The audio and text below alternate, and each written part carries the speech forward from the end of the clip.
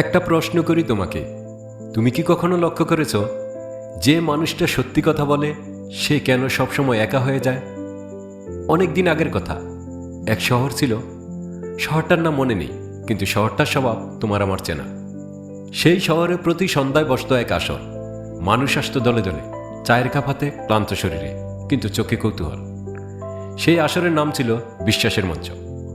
নিয়মটা ছিল সহজ, যে কেউ উঠে কথা বলতে পারবে, আর মানুষ ঠিক করবে সে সত্য বলছে নাকি মিথ্যা। একদিন সেই মঞ্চে এলো দুজন অপরিচিত মানুষ।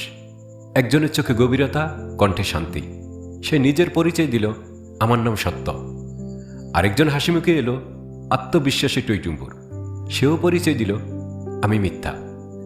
মানুষ একটু থমকালো, কিন্তু নিয়ম নিয়মই, দুজনকেই সুযোগ দেওয়া হলো। প্রথমে উঠল সত্য। সে ধীরে ধীরে বলতে শুরু করলো, মানুষ ভালোবাসার নামে আসলে নিজের একাকিত্ব ভরাট করতে চায়। বেশিরভাগ বন্ধুত্ব আসলে টিকে থাকে স্বার্থের সুতোয়। আমরা যাকে সুখ ভাবি সেটা আসলে অনেক সময় শুধু অভ্যাস। কথাগুলো মিথ্যা ছিল না, কিন্তু কঠিন ছিল। বুকের ভেতর কোথাও একটা চিনচিন করে উঠছিল। মঞ্চের সামনে বসা মানুষগুলো নড়েচড়ে বসল। কেউ চোখ নামিয়ে নিল, কেউ ফোনের স্ক্রিনে মুখ গুজল, কেউ ফিসফিস করল পাশের মানুষটাকে। এত কঠিন কথা শুনতে আসেনি তো। সত্য কথা বলা শেষ করল, নীরবতা নামল। তারপর খুব কম হাততালি, ছড়িয়ে ছিটে কয়েকটা, যেন দায় সারা।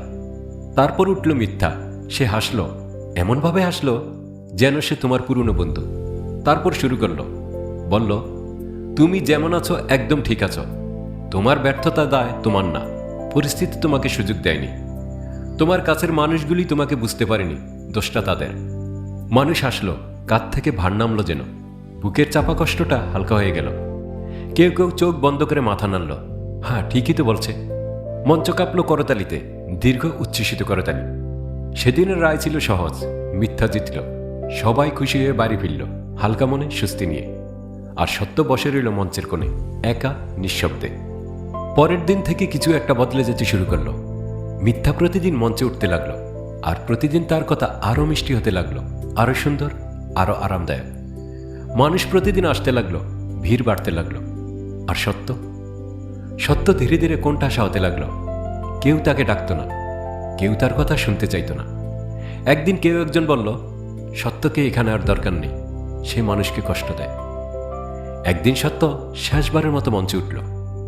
সে কোনো যুক্তি দিল না, কোনো তর্ক করল না, শুধু দাঁড়িয়ে রইল কিছুক্ষণ, চারদিকে তাকালো।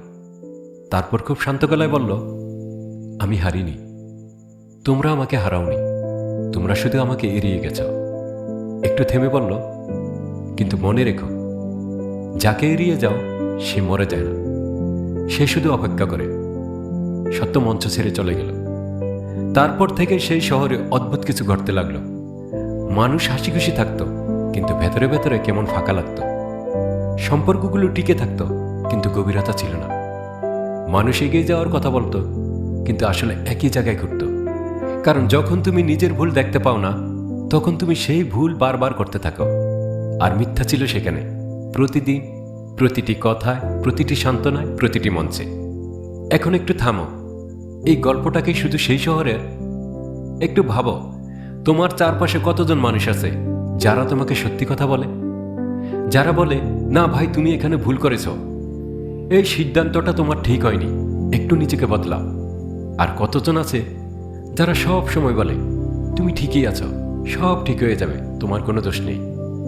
দ্বিতীয় দলটাকে আমরা বেশি ভালোবাসি, তাদের সাথে সময় কাটাতে ভালো লাগে।